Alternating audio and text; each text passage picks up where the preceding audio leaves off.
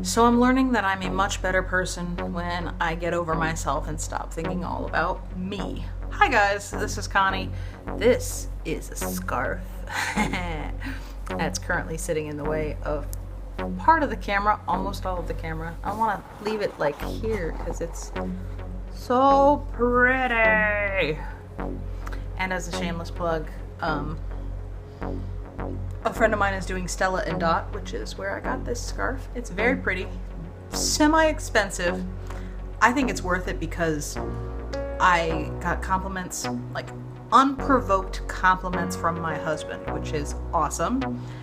And like it took me a while because I'm indecisive about stuff, but the fact that like it's a good high price means that it's a good quality product. And I just wanted to help my friend out, so I'll be having a party online August 12th. And if you want an invitation, sometimes I wonder how to go about doing virtual parties on Facebook because I want everybody to know about it, but I also don't want to bombard all of my friends with, hey, I haven't talked to you in months, here's an invitation to a party I'm having. Buy stuff. Sounds kind of rude. It is August 1st. I think I'm going to try vlogging. Not that all of these are going to go online right now because I haven't made my mind up, not to mention that like video diaries are something that just helps me vent, helps me get things out of my head, helps me continue to process things that I know I'm going through and things that I want to share with people so I don't have to keep repeating myself over and over and over again. Although today I did a Facebook Live video and I felt like I just was repeating the same thing over and over again and getting just a little bit more progress without divulging people's information, because I appreciate the trust that I have from friends that share things with me. It means a lot to me to know that they find me trustworthy, and I don't want to betray that trust. So I'm not, as much as I like a part of me wants to be like, I want to know and I want other people to know because I like being in the know. I also know that like that means it's gossipy and that's wrong. So for me, I just need to find a place for myself to vent things. Sometimes Mustachio is fantastic for that because he keeps most guys that I've known, I never really paid attention to it until now, being aware of it, that they keep a lot of things inside their heads. Some of them are more apt to share and have more feminine values, but some guys that I know that I'm like, I don't get you at all. They just keep things in here, which is fantastic for them because they process them in the way that they process them without completely going nuts. Whereas me, I need to let it out because my head can't function straight without talking it out and using words and phrases and things. Oh my. Been on Facebook, had about a thing or two to do on Facebook and got distracted, obviously, because the internet is a wonderful thing to get distracted by. I haven't done a Connie Reads since last Thursday, I think. I've been adding regular vlogs recently to the channel because a lot of things had been happening that I wanted to share. Like, I feel like I've had a lot of personal growth. It sounds like something that somebody in therapy would say, or something I assume somebody in therapy would say, because even though I've never actually gone to a therapist in that sort of way, I had pre-marriage counseling, and like I go to church on a regular basis, and I talk to people a lot, and it's amazing the kind of wise counsel you can get from friends when you start to have that mentality of trying to dialogue and be a better person and be discipled, because that's where I am in my walk with God, my walk with Christ is learning how to be discipled and be a disciple, which means I get to disciple other people. Fancy word, disciple. It comes from like that word discipline, and I'm learning that as much as I don't like that in my soul, I know that my spirit needs it. So that's a thing. It's only been 4.5 minutes. I figured at this point that as far as Connie Reads goes, I know there's a handful of books that I'm in the middle of that I see the pile that I need to start reading through, and I intend to get through those couple of books that I've started that I haven't finished. I also plan on starting at least 2 other books because there was a more popular demand for it. But I also thought that if I am a follower of Jesus Christ, something I claim to be, and that I want it to be more than just my words, but my life, my everything flows through it, it kind of makes sense to start off a month with reading the Bible. And it's one of those basic things that I remember hearing growing up, like, just read Proverbs every day. There's 31 Proverbs, typically 31 days in a month. So you could read a proverb every day. And that makes so much sense. It makes reading the Bible so simple, even though the Bible looks like it's this big, obnoxious book, but it makes that climb just a little bit more attainable, a little bit more reachable. So I want to do that, and I will probably do that in the next video.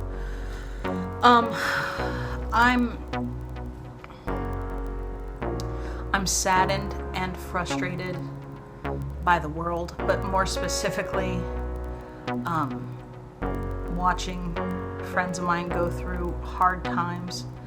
I think I'm frustrated because it sounds wrong and rude to just say, why don't you just act right? Be better. And that's kind of rude, and it's kind of vague too, because number one, I need to act right a lot and be better. And I'm very thankful that more people don't call me out on my stuff on a regular basis, because sometimes I can be stupid. And one of the things that I've learned for myself is I'm like, people are stupid. But when I say that, I'm part of the human race. I'm part of people. So what I'm basically saying is I'm stupid. And I'm very aware of it. And I'm trying my best not to be as stupid as I've been before. So video diaries tend to be this thing that just helps me hopefully become more awesome and less stupid. That is the goal. I think after watching and going through some things that I'm going to have to start contemplating writing a response, a follow-up letter that I wrote a while back to dear Christian couples who are thinking about separation and divorce, because that one was very nice. It was very light and fluffy. And while I've never been in a situation where I missed that completely, stuff I keep in my desk space that no longer pervades to anything I'm doing. Still have Facebook coming up. And this was sitting there. It's probably from some of the kids that I babysit now. So nice. I think that's their house. And that looks like a car. So I bet you that's their house and that's the van. That's the interpretation that I'm pulling from it. So that's fun. Distracted by Casey Neistat, which I love his vlogs. They make me want to go out and do something.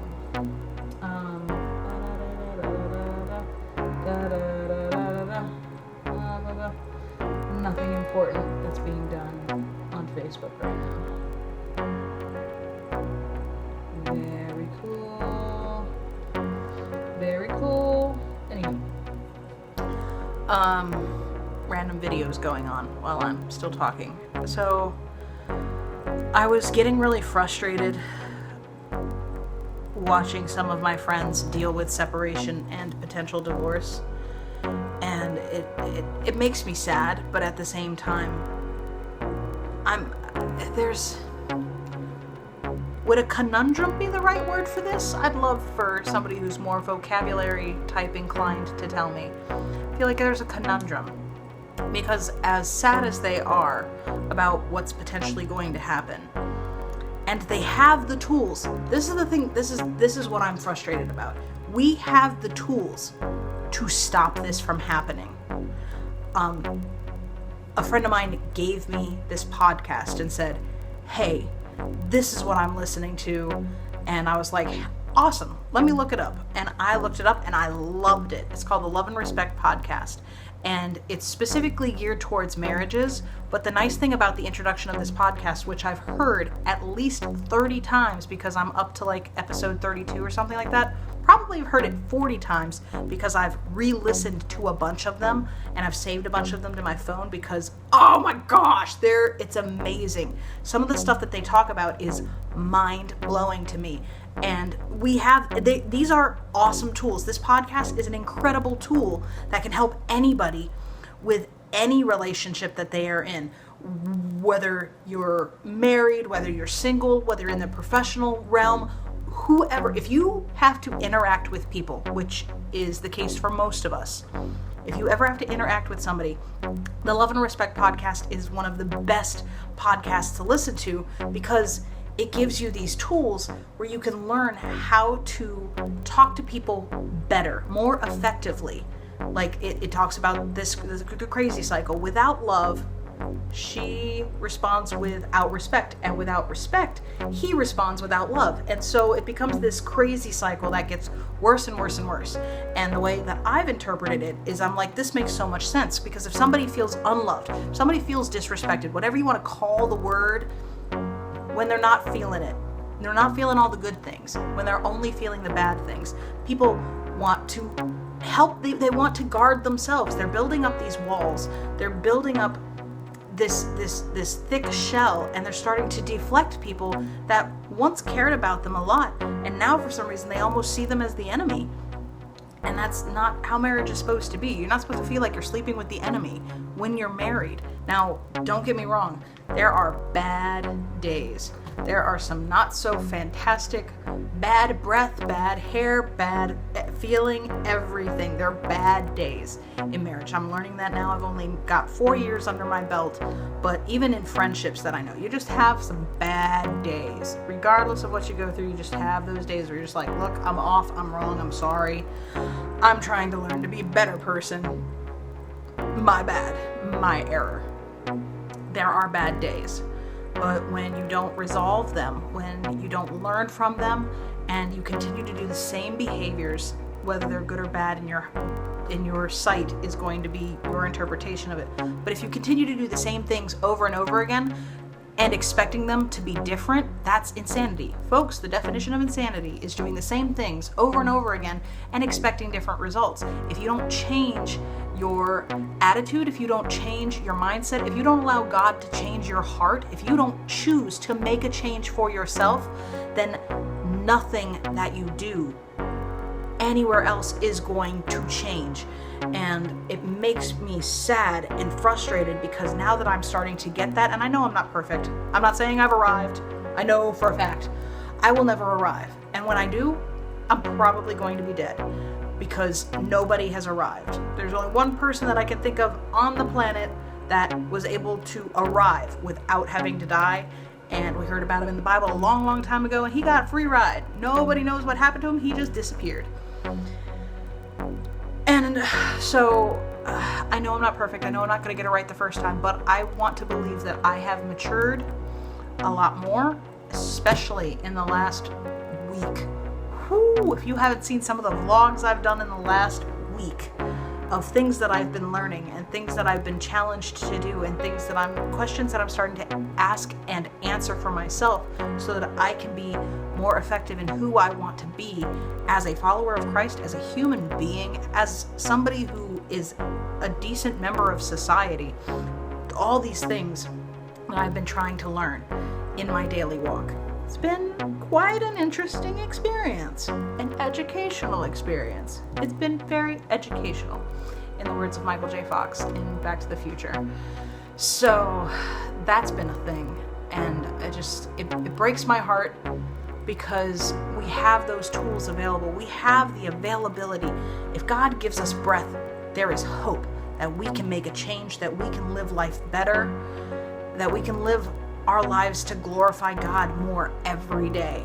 But if we don't use the tools, if we don't utilize them, if we don't learn, and we don't start putting into practice the things that we have been hearing and listening, the things that have been available to us, the tools that we do have, if we don't start using them, we don't start practicing what we preach, if we don't learn to grow from our mistakes, if we don't learn to walk in maturity, we're going to be right back where we were before and wonder, why has nothing changed? Why is everything staying the same? We're going to end up feeling frustrated. We're going to end up in that crazy cycle again, and it can be broken. And I'm not saying it's the easiest thing on the planet, but not by a long shot. But it can happen. We can do it together. I can't just become a hermit and expect my life to be perfect because I'm no longer interacting with people. Unfortunately, we have to learn from the stupid so that we can get smarter. Be careful with that and enjoy, please, and thank you. And I will see you next time. Bye.